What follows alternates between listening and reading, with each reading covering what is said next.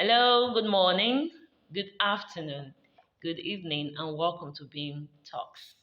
Today we're going to be looking at the topic the teenager and acceptance. You know, being accepted is that feeling of being adequate, being of value, being appropriate, being suitable, maybe in your home, in your class, wherever you find yourself.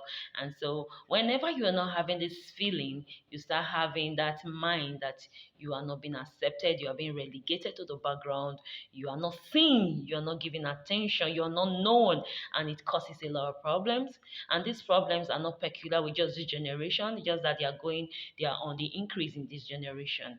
Now we see people wanting to commit suicide just because they do not feel accepted. We see people go into depression. We see people wanting to lose it just because they feel they are not accepted. But the truth is that it is not new because life itself is a struggle.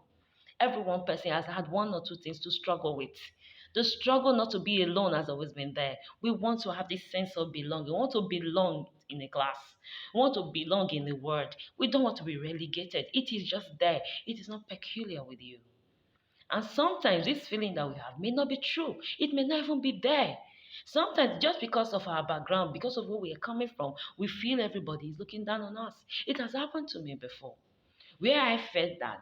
I came from public school in JSS1. I came from a public school background, and then getting to my class, I saw so many people from private schools, and private schools were just coming up then. It was really people that were rich that were going to private schools, and you could hear them speak good English, whereas we were speaking serious pidgin. They dressed. No, it was generally oppressive.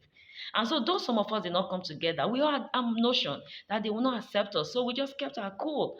I had about three phrases. You talk to me, I'll tell you, I will not just bother, I will not just answer because I was afraid that if I go on to speak utter one or two sentences, I was going to commit blunder. I was going to speak ungrammatical English or grammatical sentences. And because of that, we kept quiet until we wrote our first term exams. And we were surprised that the four of us, we topped the class.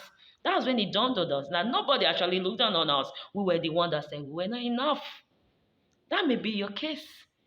That may just be your case where you feel that your background has determined who you are. Your background has set you in a class apart from other persons.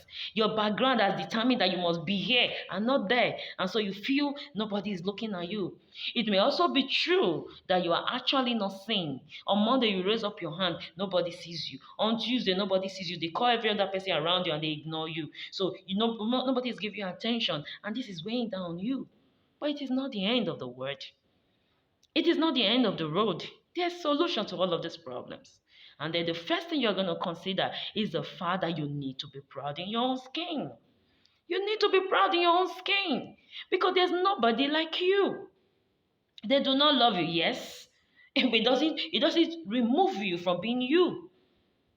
Yes. You should be proud in your skin. It's not the pride of you insulting people. It's not the pride of you looking down on people. It's not the pride of you being disrespectful. It is the pride of looking at yourself and saying, God, I am too much. God had time and He made me. You must raise your head high and celebrate the person that you are. Number two, you are going to learn to make your mistakes. You know why? No one person has attained perfection. It will not start with you. We can get there, yes, but it did not start with you. So make your mistakes. Own your mistakes, but correct them. And then finally for today, you are going to learn to look into yourself and ask yourself, what is that special ability that makes me different from people? You're going to oil it.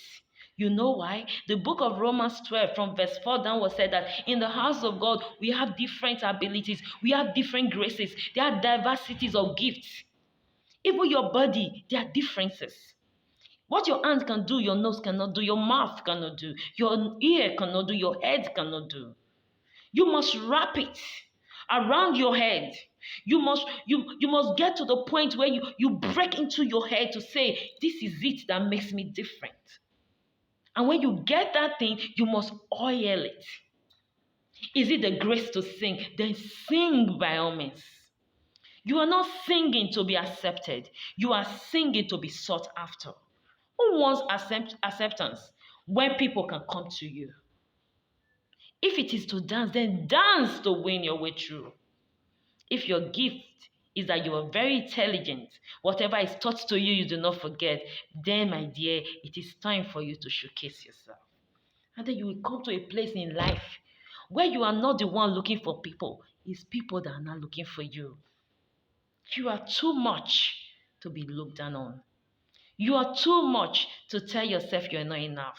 Look in your mirror and remember that there's nobody like Essie. I love Essie. I love myself. Call your name and say, I love me. Celebrate the gift that you are to the world.